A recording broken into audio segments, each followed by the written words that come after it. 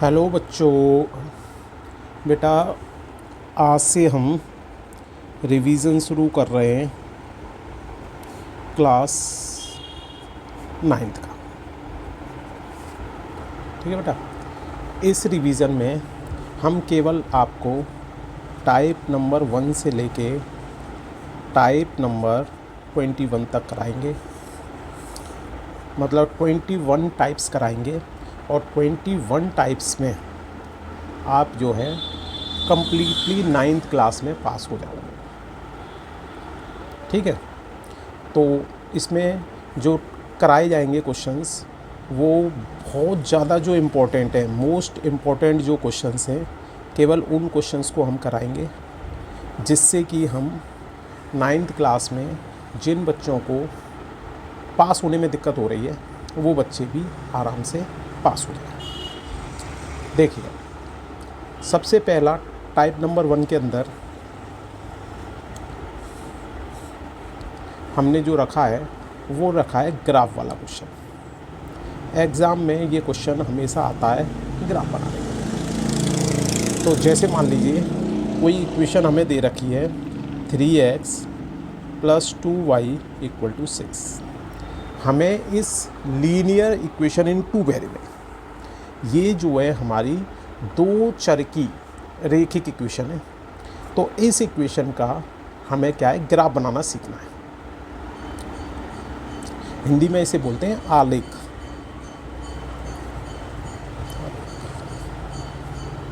आरेख, ठीक है। तो आलेख बनाना है हमें, आरेख,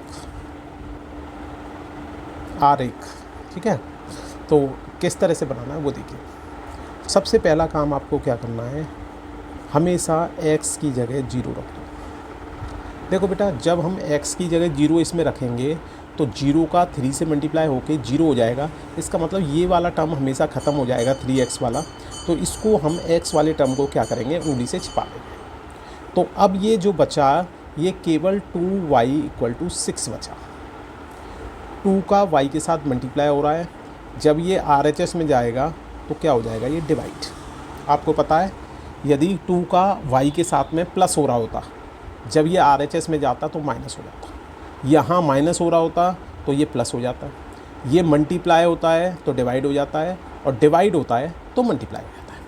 मतलब आपको ये याद रखना है, ऑपरेशन क्या होता है, प्लस अगर हो रहा हो तो RHS में जाके वो माइनस हो जाता है, माइनस हो रहा हो तो वो प्लस हो जाएगा, मल्टीप्लाई हो रहा हो तो वो डिवाइड हो जाएगा, और डिवाइड हो रहा हो तो वो क्या हो जाता है, मल्टीप्लाई। इस तरह से हमारे ऑपरेशन चलते हैं।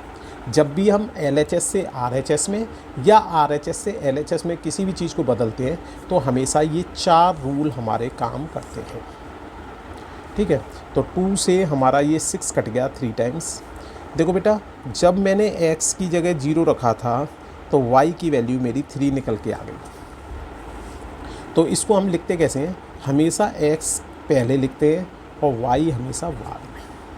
और x और y के दोनों वैल्यूज़ के बीच में हमेशा क्या लगाते हैं, कॉमन। और हमेशा इन दोनों के बीच में ये कॉमन ब्रैकेट ही यूज़ कर सकते हैं। अगर कोई बच्चा इसकी जगह ये स्क्वायर ब्रैकेट यूज़ कर देगा तो ये गलत माना जाएगा, कोई दूसरा ब्रैकेट यूज़ कर देगा तो गलत है। तो हमेशा लिखना इसी तरह रिप्रेजेंट करना है। अब सेकंड पॉइंट हम निकाल लेते हैं इसका। एक बार हम y की जगह 0 रख देते हैं, इक्वेशन में रखते हैं तो इक्वेशन को दोबारा उतार लो पहले। इससे क्या होता है, गलती होने के चांसेस कम हो जाते हैं। अब देखो, y की जगह यहाँ पे 0 रखोगे इस जगह, तो 0 × 2 0 हो जाएगा। तो मतलब उंगली से इस y वाले टर्म को छिपा लो। अगर मैंने y वाला टर्म छिपा लिया तो ये बच गया 3x = 6।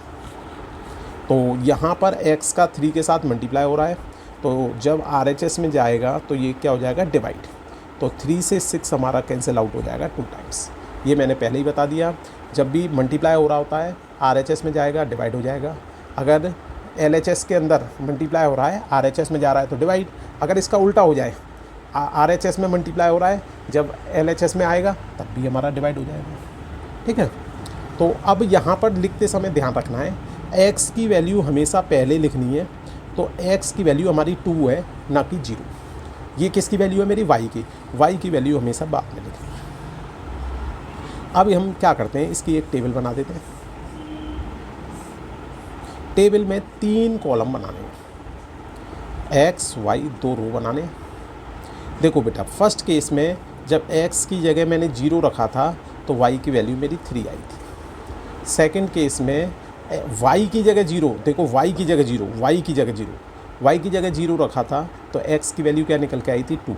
ये x की वैल्यू, ऊपर x की वैल्यू है, नीचे y की वैल्यू, तो ध्यान रखना है। इसी टेबल के आधार पर हम क्या करेंगे, इसका ग्राफ ड्रॉ कर देंगे। तो इसका ग्राफ देखिए,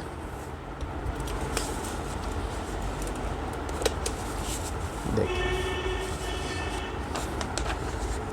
मैं टेबल को दोबारा से उतार लेता हूँ।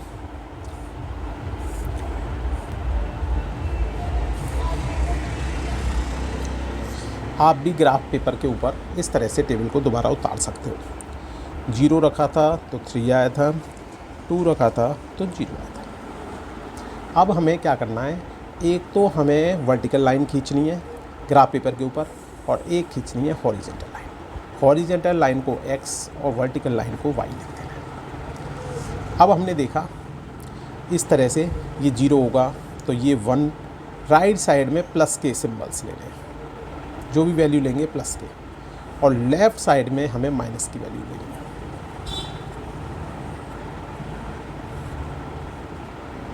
ठीक है, इसके बाद अपवर्ड साइड में, ऊपर की साइड में पॉजिटिव वैल्यू लेनी है और डाउनवर्ड साइड में, नीचे की साइड में हमें माइनस की वैल्यू लेनी है। क्योंकि ग्राफ के अंदर ये सभी स्क्वायर्स बने रहते हैं पहले से ही, तो हम आराम से नंबरिंग कर सकते हैं। ये काम करने का भी आपको हाफ मार्क्स मिलेगा अगर ये सही किया है। ध्यान रखना है, राइट साइड में प्लस की वैल्यू, लेफ़्ट साइड में नेगेटिव, ऊपर की साइड में प्लस की वैल्यू, नीचे की साइड में नेगेटिव वैल्यूज़। अब देखिए, फर्स्ट वैल्यू हमारी क्या थी, x की जगह 0, y की जगह 3। x की जगह 0 तो यहाँ पे हो गया, y की जगह 3 ये रहा, तो पॉइंट बन गया हमारा ये वाला। सेकंड केस में देखिए, x की जगह 2, y की जगह 0। x की जगह 2 तो ये रहा, y की जगह 0 ये रहा, देखो y की जगह 0 ये रहा, x की जगह 2 ये रहा, तो ये ले लिया। स्केल से पकड़ के इन दोनों पॉइंट्स को हमें ज्वाइन कर देना है, स्केल से ज्वाइन करना है, इस तरह से एरो लगा देना है। उसके बाद अपनी इक्वेशन जो थी हमारी उसको इस लाइन के ऊपर लिख देना है इस तरह से, और हमारा 3 मार्क्स का क्वेश्चन कंप्लीट। इस तरह का क्वेश्चन आपका एग्ज़ाम में आना ही आना है, तो अच्छी तरह इस तरह के क्वेश्चन की प्रैक्टिस कर लीजिए आप। Thank you. Type number 1 complete हुआ।